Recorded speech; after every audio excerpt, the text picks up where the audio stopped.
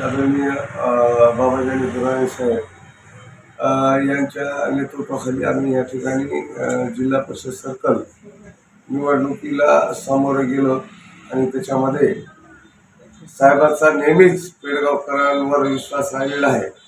साहेबांना पेडगावच्या सीटवर काही अडचणी नव्हती, त्यामुळे साहेब पेडगावला आलेही नाही.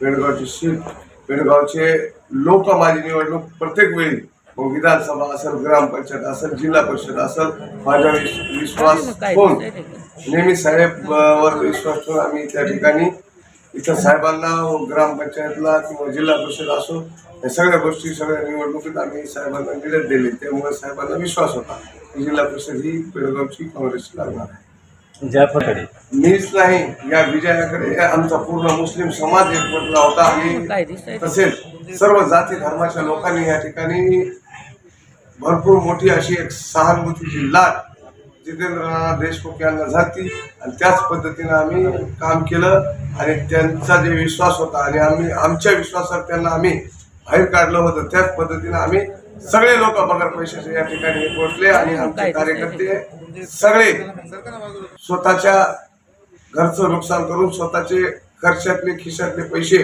चहा पाण्याला घालून या ठिकाणी नानाला निवडून आणण्याची एक जिद्द आमच्या मध्ये होती आणि त्याच पद्धतीनं आम्ही त्या ठिकाणी केलेलं आहे. आज तुम्हाला दिसतंय माझे पक्ष काँग्रेस पक्षाचा माझा मोठा विजय.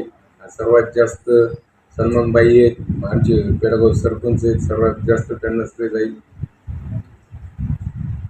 त्याच्या नेतृत्वाखाली मी निवडणूक लढलेलो आहे आणि त्याला सगळ्यात मोठं सगळ्यात जास्त श्रेय द्यायचं आहे.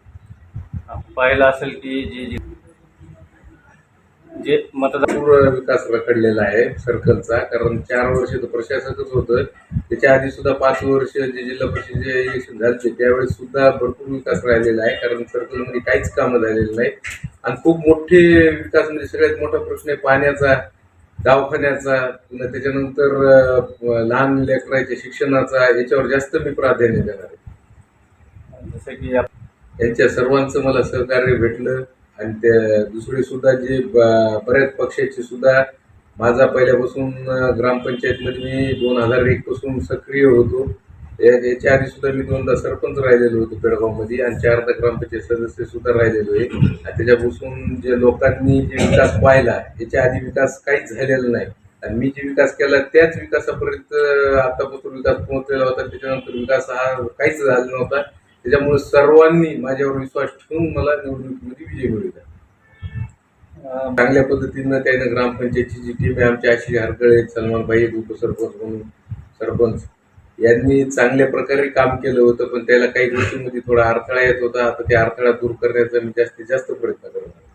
सर्व जाती धर्माच्या मतदारांनी माझ्यावर खूप भरपूर विश्वास टाकला. उलट मला इतकी काळजी पडली की सर्व जनतेनं मला तन मना धनापासून मला सर्व सहकार्य केलं आणि त्याच्यामुळे मी त्याच्या आता कोणत्याही विश्वासाला तडा जाऊ देणार नाही, एवढा मी माझा 100% प्रयत्न राहणार.